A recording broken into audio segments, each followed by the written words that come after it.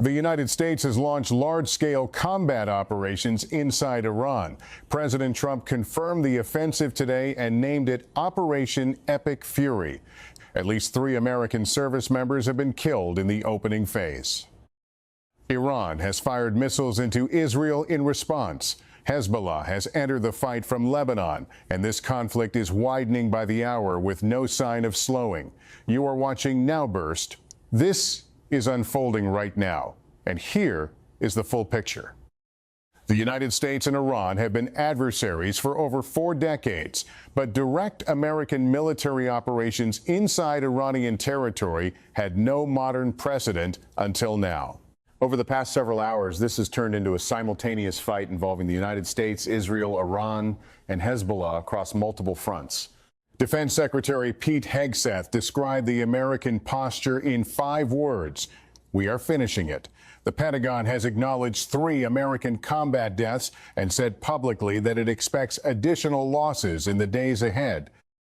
The strikes inside Iran have killed civilians. Exact figures have not been verified by independent sources, but multiple reports describe civilian casualties from strikes on Iranian soil. Trump's language was deliberate. Large-scale combat operations is not a phrase applied to a limited airstrike or a single targeted mission. It describes a sustained military campaign that could span air, land, and sea. The Pentagon has not disclosed the full scope of what is underway, including whether American ground forces have entered Iran.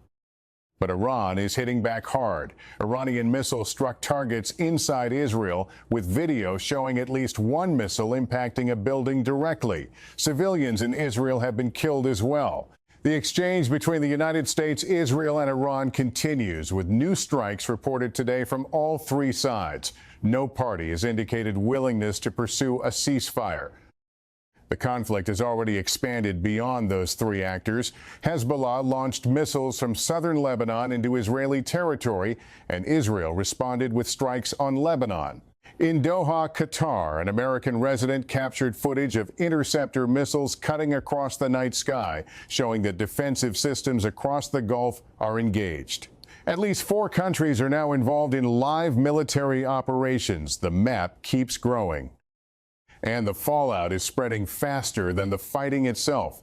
In Pakistan, protesters stormed and battered the United States consulate. Opposition to American military action in a Muslim-majority country is driving unrest in the streets of a nation that possesses nuclear weapons.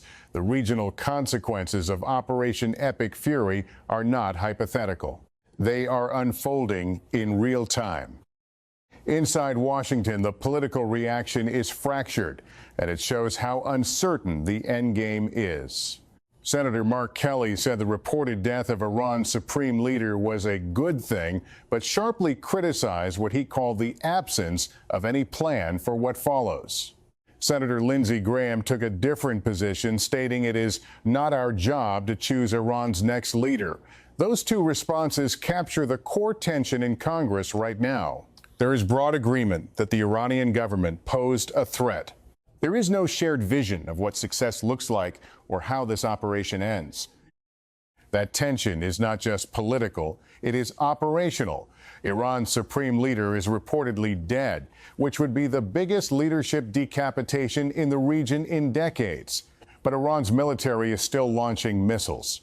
Hezbollah is still firing from the north, and the Pentagon is not signaling restraint. It is telling the American public to prepare for more casualties.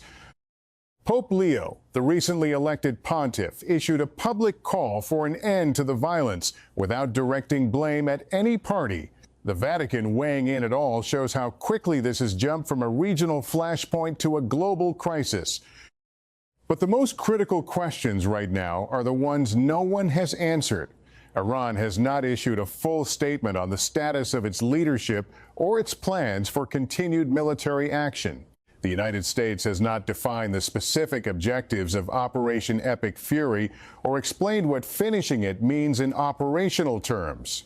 Congressional authorization for sustained combat inside a sovereign nation has not been publicly addressed. And Iran's full reasoning for its missile strikes on Israel, whether framed as self-defense, retaliation, or strategic deterrence, has not been stated in available sources at this hour. The immediate risk is that this conflict grows before anyone tries to contain it. Every passing hour introduces new strikes from new directions. The last time the Middle East saw this many state militaries engaged in simultaneous combat across borders, the consequences reshaped the region for a generation. Right now, in Tehran, families are pulling children from buildings shaken by American ordnance. In Tel Aviv, residents are watching interceptors light up the sky and wondering whether the next missile gets through.